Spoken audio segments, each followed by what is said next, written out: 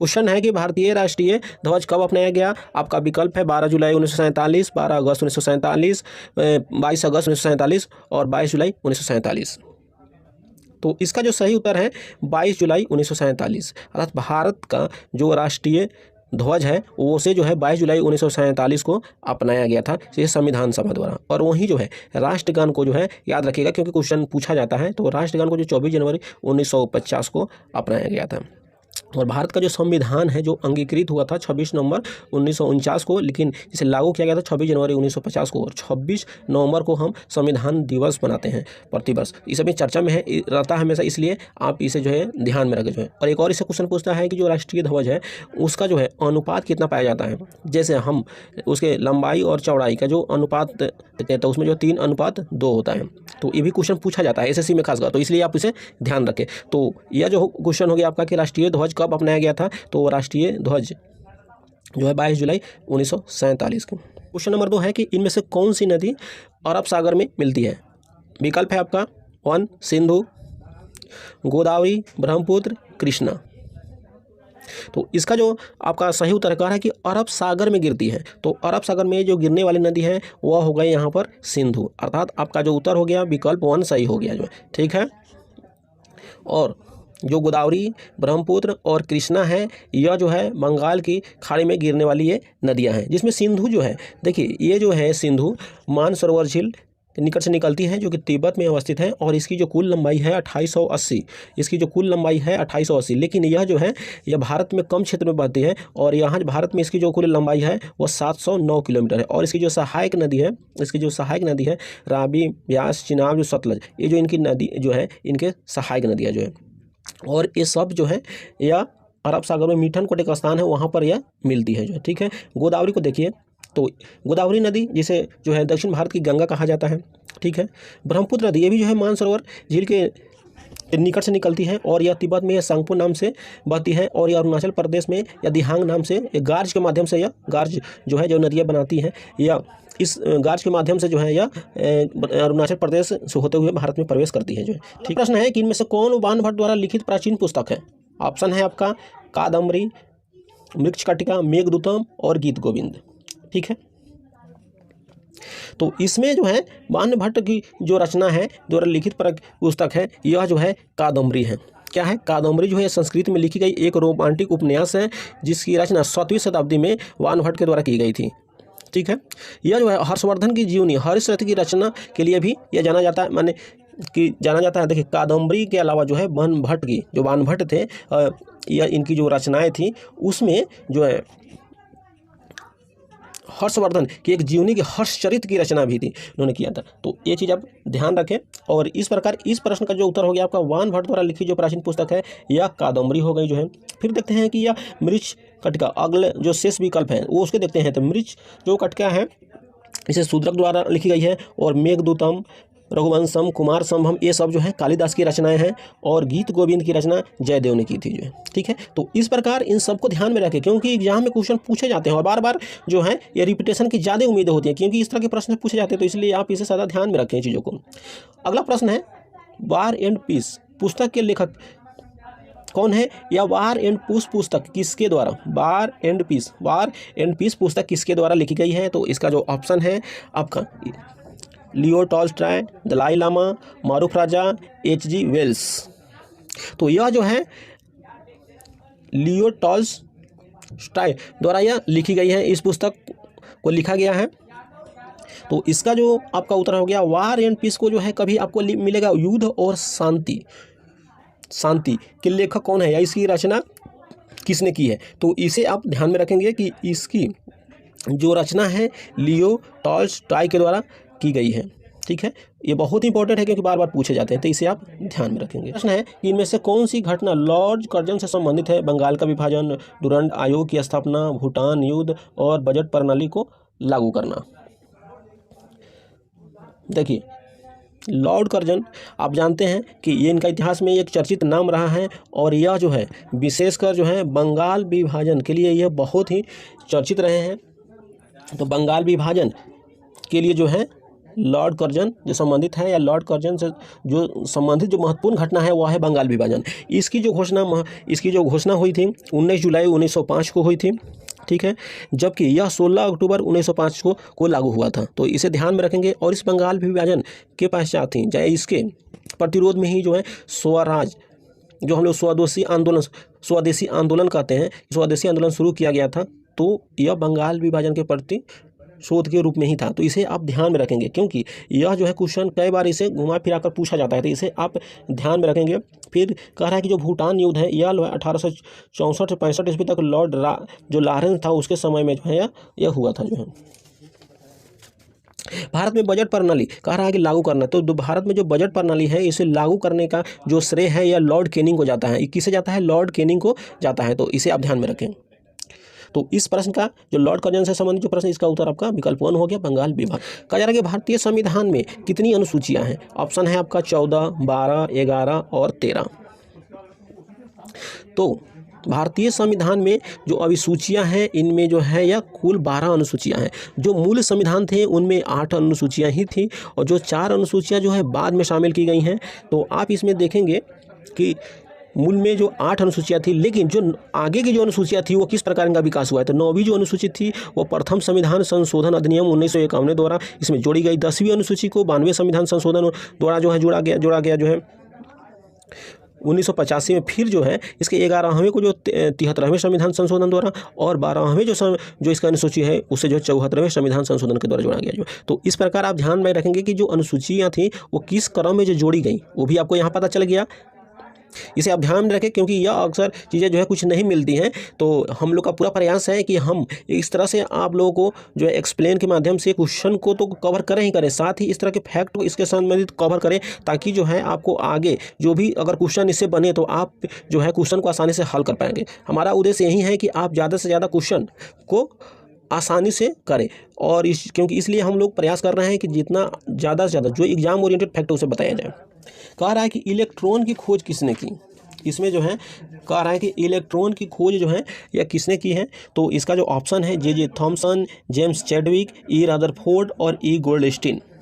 तो इसमें देखेंगे तो कि इलेक्ट्रॉन की जो खोज की तो जे थॉमसन ने किया है। जे थॉमसन ने इलेक्ट्रॉन की खोज की है। इलेक्ट्रॉन पर नेगेटिव चार्ज होता है और यह जो है न्यूक्लियस के नाभिक के चारों ओर जो है यह घूमता है। इसे आप ध्यान में रखेंगे। और इसकी जो जे थॉमसन ने की थी 1897 में किया था इन्होंने। जो चैडविक है, जेम्स चैडविक ने, इन्होंने न्यूट्रॉन की खोज किया था। और ये जो रदरफोर्ड थे 1911 में इन्होंने परमाणु की नाभि की खोज की थी, और ई जो गोल्डस्टीन है इन्होंने जो प्रोटॉन की खोज किया था।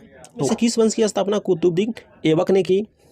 क्वेश्चन है का। तो जो कुतुबुद्दीन ऐबक था, देखिए विकल्प देखिए, चेर साम्राज्य, नंद वंश, सुंग वंश और गुलाम वंश। ये है कि इसकी स्थापना किसने की। ठीक है, तो इसका जो ऑप्शन है जो कुतुबुद्दीन ऐबक था वो आप जानते हैं कि यह विकल्प 4 इसका होगा, आंसर होगा, क्योंकि इसने जो है गुलाम वंश की स्थापना की थी। और इसका जो कार्यकाल रहा जो इन 1206 से 1290 ईस्वी तक इसने शासन किया। और दिल्ली सल्तनत के पहले 5 राजवंश में प्रथम था जो 15, यह जो गुलाम वंश था। ये जानते हैं कि इसकी स्थापना कुतुबुद्दीन ऐबक ने की, और इनका जो कार्यकाल था 1206 से 1209 तक रहा। और कुतुबुद्दीन ऐबक ने जो है कुतुब मीनार का निर्माण जो है प्रारंभ किया था। और साथ ही ना दिल्ली में जो है ना कुब्बत उल इस्लाम मस्जिद का निर्माण किया था। और अजमेर में 2.5 दिन का झोपड़ा जो एक मस्जिद है उसको बनवाया। अजमेर में 2.5 दिन का झोपड़ा, तो वो क्या है, मस्जिद है क्या है? तो इस तरह के क्वेश्चन पूछे जा चुके हैं, इवन बीपीएससी में पूछे जा चुके हैं। तो इसलिए जो इस तरह के फैक्ट को आप याद रखें। तो आप ध्यान में रखें कि जो कुतुबुद्दीन ऐबक था इसने जो है कुतुब मीनार के निर्माण कार्य प्रारंभ किया ही, साथ ही दिल्ली में कुब्बत उल इस्लाम मस्जिद बनवाया। फिर जो है 2.5 दिन का झोपड़ा जो मस्जिद है अजमेर में उसका निर्माण करवाया था। ठीक है, ये इसके महत्वपूर्ण फैक्ट हो गए। अब देखिए जो शेष है इसमें देखिए, जैसे चेर वंश हो गया। अब देखते हैं तो चेर वंश की जो स्थापना, यह जो केरल राज्य के क्षेत्र में था इस वंश का जो शासनकाल, तो इसकी जो स्थापना थी उदयन जेरल अथान ने की थी। उदयन जेरल अथान ने की थी। नंद वंश की स्थापना देखिए तो महापद्म नंद ने 344 ईसा पूर्व में किया था। शुंग वंश की स्थापना जो है पुष्यमित्र शुंग ने किया था, 185 ईसा पूर्व में किया था। भारतीय संविधान के अनुच्छेद के तहत हिंदी को आधिकारिक भाषा घोषित किया गया, आधिकारिक राजभाषा घोषित किया गया किस अनुच्छेद के तहत? यह क्वेश्चन कह रहा है कि भारतीय संविधान के किस अनुच्छेद के तहत हिंदी को आधिकारिक राजभाषा घोषित किया गया। आपका विकल्प है अनुच्छेद 273, 343, 360 और 370। इसे आप ध्यान में रखें। तो इसमें आप ये पाएंगे कि यह जो की गई है यह 343 के तहत जो है इसे हिंदी को जो है आधिकारिक राजभाषा घोषित किया गया है। जो है दो देवनागरी लिपि में हिंदी होगी। इसमें यह भी कहा गया है कि संघ के आधिकारिक उद्देश्यों के लिए उपयोग किए जाने वाले अंकों का रूप भारतीय अंकों का अंतर्राष्ट्रीय रूप होगा। इस अनुच्छेद के तहत जो है आधिकारिक भाषा दिया गया है और साथ ही से कहा भी गया है कि यह जो है भारतीय अंकों का अंतर्राष्ट्रीय रूप होगा। जो 243 है इसमें जो है भारत के संघ राज्यों के बीच जो है राजकोषीय संबंधों पर जो है आर्थिक उपायों के प्रभाव से संबंधित कुछ जो है उपबंध है। हालांकि यह जो प्रभाव संबंधित जो उपबंध है यह कई छेदों के संबंधित, लेकिन यह उससे संबंधित है, आर्थिक प्रभाव से संबंधित। जो है 360 से में जो है वित्तीय आपात से संबंधित प्रावधान है। हालांकि अभी तक जो है देश में कभी वित्तीय आपात लागू नहीं हुआ है, तो इसे आप ध्यान में रखें क्योंकि ये क्वेश्चन पूछा जाता है कि अभी तक कौन सा आपात माने वित्तीय आपात कितनी बार लागू किया। ऑप्शन होगा कि एक बार, दो बार, इनमें से कभी भी नहीं, इस तरह के। तो इसे आप ध्यान में रखेंगे। 370 जो जम्मू कश्मीर से संबंधित है, जो उसे विशेष राज्य का स्थान प्राप्त करता है। माने अब वर्तमान में जो है इसे निरस्त कर दिया गया है और इसके जो है कुछ अनुच्छेद को जो है करते हुए इसको जो है प्रभावहीन बना दिया गया है। अर्थात अनुच्छेद ऐसे समझिए कि अनुच्छेद 370 को जो है वर्ष 2019 में जो है इसे समाप्त कर दिया गया और जो जम्मू कश्मीर से संबंधित विशेष उपबंध था जो इसमें निहित, अब जो है जम्मू कश्मीर को और लद्दाख को दोनों को जो है केंद्र शासित प्रदेश के रूप में शामिल कर लिया गया। यहाँ आपका मेन समझना था कि 370 किससे संबंधित है, तो वह जो है जम्मू कश्मीर संबंधित विशेष उपबंध करता है। कि सिखों के 5वें गुरु कौन थे? गुरु अंगद, गुरु रामदास, गुरु अर्जुन देव और गुरु हरराय। तो जो सिखों के जो 5वें गुरु थे वह थे गुरु अर्जुन देव। कौन थे? गुरु अर्जुन देव थे। इन्होंने जो सिख ग्रंथ के पहले आधिकारिक संस्करण का संकलन किया था, जो है जिन्हें जो हम आदि ग्रंथ कहा जाता है। क्वेश्चन पूछा जाता है कि आदि ग्रंथ की रचना किसने किया, तो ये आप ध्यान में रखेंगे कि गुरु जो अर्जुन देव थे इन्होंने गुरु ग्रंथ साहिब का संकलन किया था और यह जो है स्वर्ण मंदिर की नींव भी रखी थी। इन्होंने जो है इसने क्या रखा था? स्वर्ण मंदिर की जो अमृतसर में वसित है उसकी जो है नींव भी रखी थी। अब देखते हैं हम शेष इनके विकल्पों को। जो गुरु अंगद हैं या जो सिखों के जो है दूसरे गुरु थे और इन्होंने जो है गुरुमुखी लिपि के जनक इन्हें कहा जाता है, गुरुमुखी लिपि के जनक कहा जाता है। तो इसे ध्यान में, क्योंकि कई बार क्वेश्चन पूछे जा चुके हैं गुरु अंगद को लेकर, तो इसे आप ध्यान में रखेंगे। गुरु रामदास थे, इन्होंने जो अमृत नगर जो अमृतसर जो नगर है इसकी स्थापना की थी और वहाँ एक तालाब का भी निर्माण इन्होंने कराया था। तो इसे आप ध्यान में रखेंगे। गुरु हरराय जो है यह उत्तराधिकार जो है मुगलों के समय जो उत्तराधिकारी था उसमें उन्होंने यह भाग लिया था। मेन है आपका कि सिखों के 5वें गुरु कौन थे? तो गुरु अर्जुन देव थे। तो ये आपने जाना है कि गुरु ग्रंथ साहिब का संकलन इन्होंने किया था। तो इस प्रकार इसका जो उत्तर हो गया आपका विकल्प 3 हो गया। कहा जा रहा है कि इनमें से किस राशि का एसआई मात्रक नाम ब्लेज पास्कल के नाम पर है? तो इसका जो उत्तर है आप देखिए ब्लेज भी है और पास्कल भी है। आप जानते हैं कि दाब का जो मात्रक होता है एसआई मात्रक उसे हम लोग पास्कल के नाम से जानते हैं। तो दाब जो है पास्कल का मात्रक होता है, तो इसलिए इसका जो आंसर हो जाएगा दाब हो जाएगा। तो इस प्रश्न का जो उत्तर हो गया आपका विकल्प 2 हो गया जो है। ठीक है। और कार्य और ऊर्जा, जो कार्य और ऊर्जा होता है उसका एसआई मात्रक जो है जूल हो गया और दाब का पास्कल हो गया। तो इसका जो है आपका जो है जूल हो गया और शक्ति का जो हो गया इसे हम लोग वाट कहते हैं। इसका जो मात्रक होता है वह होता है वाट होता है। ठीक है। तो इस प्रकार जो ब्लेज पास्कल है संबंधित है दाब से। दाब जो क्या होता है कि इकाई क्षेत्र पर लगने वाले बल की मान होता है जो। ठीक है। इसे आप ध्यान में रखेंगे जो है। से किसने सबसे ज़्यादा बार जो केंद्रीय बजट प्रस्तुत किया था? ऑप्शन है आर.के. षणमुखम सेठी, प्रणब मुखर्जी, मोरारजी देसाई, पी चिदम्बरम। तो इसमें जो है हम इसकी चर्चा पहले भी कर चुके हैं। जब पिछले वाले सेट में भी एक प्रश्न था तो वहाँ हमने एक्स्ट्रा फैट के बारे में बताया था और देखिए आज यही प्रश्न पूछ दिया। तो इससे यह साबित होता है कि हम लोग जो है इस तरह से हम लोग प्रयास कर रहे हैं कि ताकि जो है आपको एक्स्ट्रा फैक्ट की जानकारी हो, जो आगे जो है प्रश्न होगा तो उसमें आपको यह यूजफुल होगा। जैसे अभी जिस प्रश्न की चर्चा यहाँ किया गया है हम लोग पहले सेट में इसकी चर्चा कर चुके हैं, फिर भी यह प्रश्न के रूप में पूछा गया है। तो इसलिए आप इसे ध्यान में देखें। तो यह जो है इसका जो उत्तर होगा आपका जो है विकल्प 3 हो गया मोरारजी देसाई, उसमें क्योंकि सबसे अधिक बार जो है इन्होंने जो 10 बार जो है कि केंद्रीय बजट प्रस्तुत किया है। वहीं जो है पी चिदम्बरम जो है 8 बार किए हैं। दूसरे स्थान पर है वहीं प्रणब मुखर्जी और आर के जो इसमें षणमुखम सेठी जो है इन्होंने जो 7 बार जो है केंद्रीय बजट को प्रस्तुत किया था। तो इस प्रकार इसका उत्तर हो गया मोरारजी देसाई। मोरारजी देसाई जो है 24 मार्च 1973 से लेकर 28 जुलाई 1979 तक जो है यह भारत के प्रधानमंत्री के रूप में भी अपनी ये सेवा दे चुके हैं। ठीक है, प्रश्न है इनमें से किसकी कोशिका में नाभि के अलावा डीएनए होता है? ऑप्शन है cytoplasm, Golgi, apparatus, mitochondria, ribosome.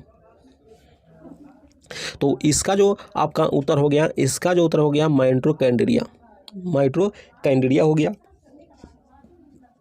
Mitochondria जो है अधिकांश अंगों में जो है कि यह आप देखेंगे तो जो माइटोकॉन्ड्रिया होता है यह कोशिका श्वसन द्वारा एटीपी का निर्माण करता है। यह जो है एटीपी का निर्माण करता है जो है। एक तो आपको यहाँ आपको ये चीज़ जानने को है कि इसकी नाभिक में जो है कह रहा है कि नाभि के अलावा इसकी कोशिका में नाभि के अलावा जो है डीएनए होता है।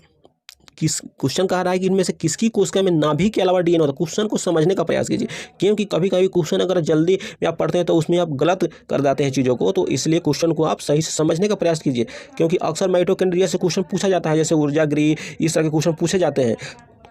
कोशिका का ऊर्जा गृह कहा जाता है, तो इस तरह से क्वेश्चन पूछे जाते हैं। तो इसलिए आप इसे ध्यान में रखें। यहाँ कहा जा रहा है कि इनमें से किसकी कोशिका में नाभि के अलावा डीएनए होता है? तो इसका जो आंसर है आपको माइटोकॉन्ड्रिया। और माइटोकॉन्ड्रिया हम जानते हैं कि कोशिका श्वसन द्वारा एटीपी का निर्माण करते हैं। जो राइबोसोम जो प्रोटीन के संश्लेषण में सहायक होते हैं।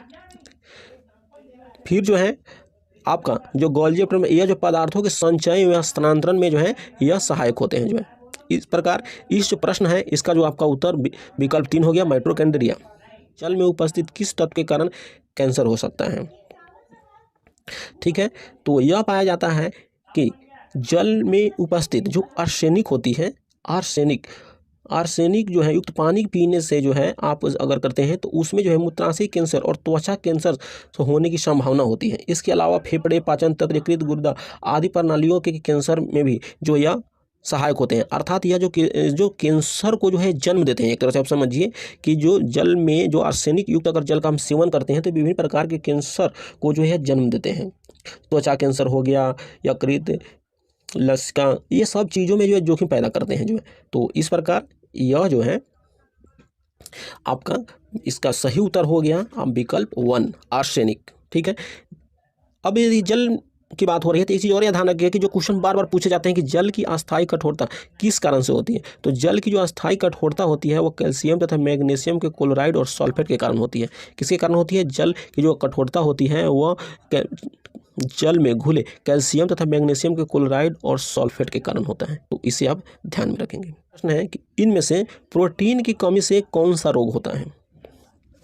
और यह महत्वपूर्ण प्रश्न भी है। क्वाशियोर जो है इसमें आप जानते हैं पहले से कि क्वाशियोर जो होता है वो प्रोटीन की कमी से होने वाला रोग है। तो इसका जो उत्तर हो गया आपका जो है विकल्प 1 हो गया कि क्वाशियोर जो है यह प्रोटीन की कमी से होने वाला जो है रोग है जो है। फिर जो है अगला जो हम देखें विकल्प, इसमें कह रहा है कि एनीमिया जो रक्त अल्पता जो है यह जो है विटामिन B12 की कमी से होता है। अस्थिभंगता जो विटामिन या डी से संबंधित है, अर्थात विटामिन डी की कमी से जो हड्डियों में टेढ़ी मेढ़ी ये सब जो चीज़ें हो जाती हैं उसकी ये बात करना है कि उससे होगा। तो इसे आप ध्यान में रखेंगे। फिर ग्वाइटर जिसको हम लोग जो घेंघा रोग कहते हैं, जो घेंघा रोग होता है यह जो है आयोडीन की कमी के कारण होता है। तो इसे आप ध्यान में रखेंगे। तो मेनली जो इस प्रश्न का जो उत्तर है कि प्रोटीन की कमी से कौन सा रोग होता है, तो प्रोटीन की कमी के कारण जो है क्वाशियोर जो है होता है जो। ठीक है, तो इसका जो सही उत्तर हो गया विकल्प 1 हो गया जो है। यह जो है कुपोषण का एक गंभीर रूप होता है। ये जो क्वाशियोर होता है कि प्रोटीन की कमी से हो रहा है, तो इसे जो हम एक कुपोषण के एक रूप के रूप में भी इसे हम देखते हैं जो है। ठीक है, क्योंकि प्रोटीन की कमी है तो विकास शरीर में होगा ही नहीं। ठीक है, तो यह जो शरीर के विकास को बाधित करता है, अर्थात उसकी कमी ही जो क्योंकि आप जानते हैं कि प्रोटीन जो है कि सब माने कि शरीर की कोशिकाओं तक सभी के विकास में सहायक होते हैं। अगर उसकी कमी के कारण जो हो रहा है तो यह जो है इसे देखा जाता है कि यह कुपोषण का एक गंभीर रूप होता है। जो ये क्वाशियोर जो है प्रोटीन की कमी के कारण जो रोग होता है यह इंडिकेट करता है, कुपोषण के एक विशेष गंभीर रूप को इंडिकेट करता है। तो इस प्रकार दोस्तों हम लोगों ने जो यह सेट आपके समक्ष जो रखा है और इसमें इस तरह का एक्सप्लेन किया गया है कि ताकि जो है आप इस क्वेश्चन के माध्यम से जो एक्सप्लेन किया गया है आप एक्स्ट्रा क्वेश्चन जो पूछे जाए उसे आप आसानी से हल कर पाएँ और ज़्यादा से ज़्यादा जो जीएस जीके के प्रश्न को आप सॉल्व करने में सक्षम हो।